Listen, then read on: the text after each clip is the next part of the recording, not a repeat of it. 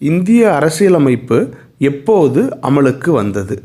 15th August 1947, B 26th January 1950, C 26th November 1949, D 2nd October 1950.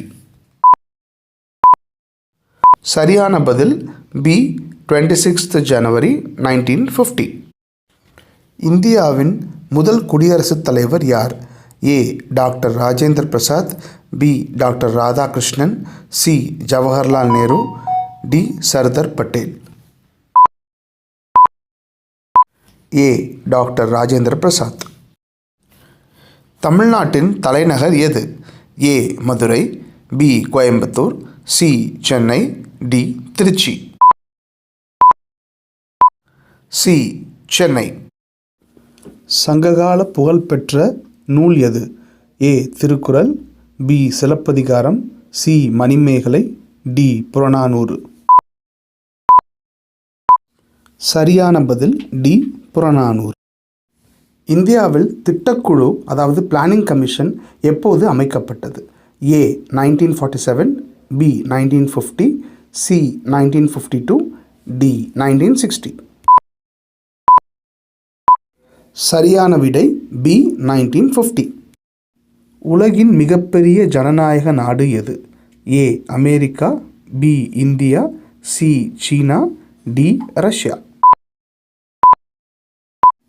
B India. Ponniyin Selvan நாவல் எழுதியவர் யார்? A Jayakanthan, B Subramaniya Bharathi, C கல்கி, D La Sa Ra. சரியான பதில் C கல்கி. ரிசர்வ் வங்கி ஆஃப் இந்தியா எப்பொழுது தொடங்கப்பட்டது? A 1935, B 1947, C 1950, D 1920. சரியான பதில் A 1935. தமிழ்நாட்டில் மிக நீளமான நதி எது? A Kaveri, B Vaigai, C Palar, D Thamirabarani. சரியான பதில் A காவேரி. இந்திய அரசியலமைப்பின் தந்தை என அழைக்கப்படுபவர் யார்?